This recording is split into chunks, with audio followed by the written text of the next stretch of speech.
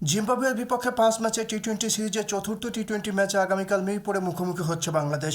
চট্টগ্রাম পর্ব শেষে বাংলাদেশ দলে এসেছে 3টি পরিবর্তন। পারভেজ হোসেন ইমন, আফিফ হোসেন এবং শরীফুল ইসলামের জায়গায় শেষ দুই টি-20 ম্যাচে দলে এসেছেন সাকিব আল হাসান, মুস্তাফিজুর রহমান এবং সৌম্য সরকার। মিরপুরে চতুর্থ টি-20 ম্যাচের একাদশে ফিরতে যাচ্ছেন এই তিনজনই, যে কারণে চতুর্থ টি-20 ম্যাচে বাংলাদেশের একাদশে আসবে একাধিক পরিবর্তন। মূলত টি-20 বিশ্বকাপের স্কোয়াড চূড়ান্ত করতে শেষ দুই ম্যাচে একাধিক পরীক্ষা নিরীক্ষা করতে চান প্রধান কোচ চান্ডিকা হাথুরুসিংহে। এই মুহূর্তে বাংলাদেশ দলের সবচেয়ে বড় সমস্যা হয়ে দাঁড়িয়েছে টপ অর্ডার ব্যাটসম্যানদের পারফরমেন্স, যে কারণে আগামীকালকের একাদশের সবচেয়ে বড় চমক থাকবে ওপেনিং জুটিতেই। প্রথম 3 ম্যাচে লিটনের সাথে তানজিদ তামিম ওপেন করলেও চতুর্থ টি-20 ম্যাচে ওপেনিং জুটিতে আসতে পারে পরিবর্তন, যেখানে সৌম্য সরকারের সাথে লিটন তামিমের মধ্যে থাকবেন যে কোনো একজন।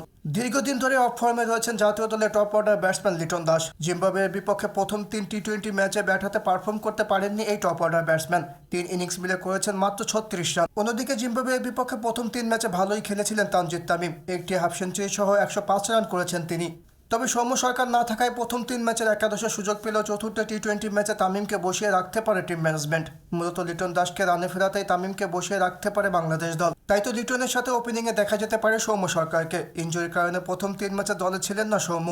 তবে শুধু লিটন দাস একাই নয়, ব্যাট হাতে রান করতে পারছেন না দলের অধিনায়ক নাজমুল হোসেন শান্ত। 3 ইনিংসে মাত্র 43 রান করেছেন তিনি, যেখানে তার স্ট্রাইক রেট 100। তবে বাংলাদেশের জন্য স্বস্তির খবর, একাদশে ফিরছেন অলরাউন্ডার সাকিব আল হাসান। তবে 4 নম্বরে ব্যাটিং পজিশনে সাকিব নয়, থাকতে পারেন তাওহিদ হৃদয়। 4 নম্বর ব্যাটিং পজিশনে নিজেকে অনেকটাই মানিয়ে নিয়েছেন এই মিডল অর্ডার ব্যাটসম্যান। জিম্বাবুয়ে সিরিজেও এই পজিশনে ব্যাট হাতে 127 রান করেছেন তিনি, যেখানে তার স্ট্রাইক রেট 157। তবে সাকিব আল হাসান 5 নম্বরে খেললে ব্যাটিং পজিশন পরিবর্তন হবে মাহমুদুল্লাহ রিয়াদ এবং জাকের আলী। 6 নম্বরে মাহমুদুল্লাহ রিয়াদ এবং 7 নম্বরে ব্যাটিং করবেন wicket keeper batsman Jaker Ali. 8 number batting পজিশনে শেখ মাহাদি হাসান অথবা রিশাদ হোসেনের মধ্যে থাকবেন যে কোনো একজন, যেখানে রিশাদের খেলার সম্ভাবনাই সবচেয়ে বেশি। বোলিংটা দেখলেও রিশাদের ব্যাটিংটা এখনও ভালোভাবে দেখা হয়নি নির্বাচকদের। এছাড়া টি-20 বিশ্বকাপের আগে রিশাদকে দিয়ে আরও ম্যাচ খেলাতে চায় টিম ম্যানেজমেন্ট। সাকিব আল হাসান ফেরায় একাদশ থেকে বাদ পড়তে পারেন স্পিনার তানভীর ইসলাম।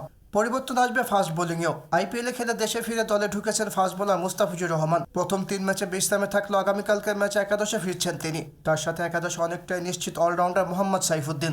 বল হাতে এই সিরিজে চমৎকার করেছেন এই অলরাউন্ডার। এই সিরিজে 3 ম্যাচে বল হাতে 7 উইকেট নিয়ে সর্বোচ্চ উইকেট সংগ্রাহক তিনি। এছাড়াও রিশাদের মতো সাইফুদ্দিনকে দিয়েও বিশ্বকাপের আগে বেশি ম্যাচ খেলাতে চায় টিম ম্যানেজমেন্ট। তবে আগামীকালকে ম্যাচের একাদশ থেকে বিশ্রামে রাখা হতে পারে তাসকিন আহমেদকে। সিরিজের প্রথম 3 ম্যাচে অসাধারণ বোলিং করেছেন তাসকিন। 4.41 ইকোনমিক রেটে উইকেট তুলে নিয়েছেন 6টি। তাসকিন না খেললে তার জায়গায় একাদশে থাকবেন তানজিম হাসান সাকিব।